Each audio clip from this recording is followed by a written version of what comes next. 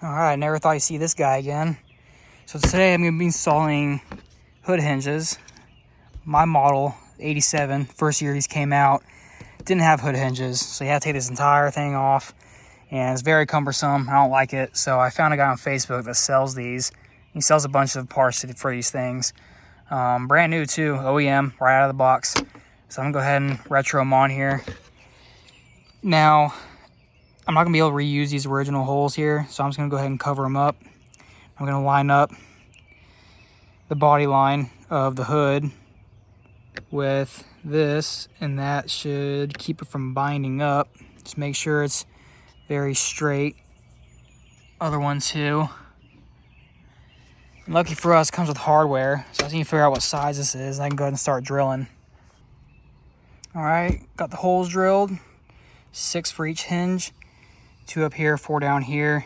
These 2 are inaccessible because there's a bulkhead right here, but these and these are accessible. This is what came in the hardware kit. I'm assuming these go in here because it's the exact same thread pitch as the screws that it came with.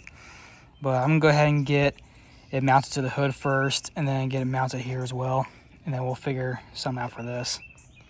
All right, so I'm 100% certain that these are for this. These holes specifically, because if you look, these are the front holes that go here, and there's a little countersink where these sit perfectly flush. And these are nutserts, but they're rubber nutserts. They're not the metal ones, so as you screw it down, they squish inside, and that's what, I guess, the compression or whatever is what holds it in place.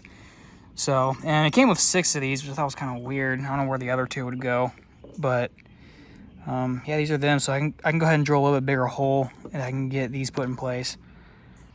All right, got these guys in. These look like stainless steel. I got the washer on the nut side, obviously. Usually that's how it goes. Come over here. I just got these loosely fitted. I got just enough hardware for all these except for these 4. I didn't have enough for some reason. But if you're wondering what size hole I drilled for these, this I drilled out to 3/8, and these I drilled to 3/16. So for those of you hypothetically that own one of these, which I highly doubt, those are the holes you're going to want to drill. And I mean, it fits really tight in there. It's not loose or anything. Same with these, they fit in there really good. So that's good. Have to run down to the hardware store, get more of these, unfortunately, which I need to get some stuff anyway, so I'm going to go ahead and make a quick run real quick. This is a little off topic, but I'm going to go ahead and get these handle grips replaced. The guy sent me one of those as well. Very nice gentleman. So I was trying to figure out how these went on and off, because I see the original ones, they don't have a seam in them where you would put them in. And yeah, they are a little dry rotted, but if you notice, they're one piece, and the new ones are also one piece, and there's no bolt up here or anything where this would come apart. So I decided to go ahead and rip this off, and I noticed this is the culprit right here. So just take this and squeeze it in there and just feed it through very carefully, try not to rip it. But kind of weird, never seen that before. So I'll go ahead and get that put in place real quick. All right, I got one side on. Guess I'm playing around with this side. Just gotta push it up like that.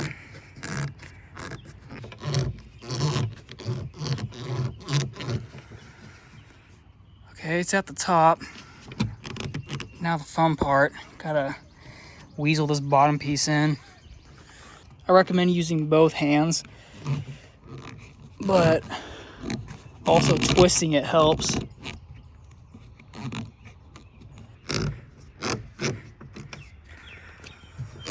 Just like that. That's a nuts of a design. Anyway, that's done. I also want to replace this. It goes here.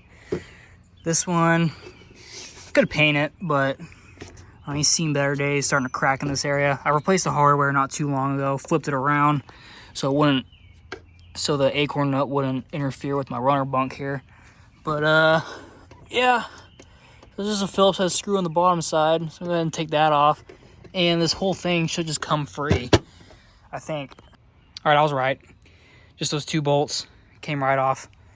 New one goes on the same way. Got the surface all clean, get all the grime off of it, like it matters.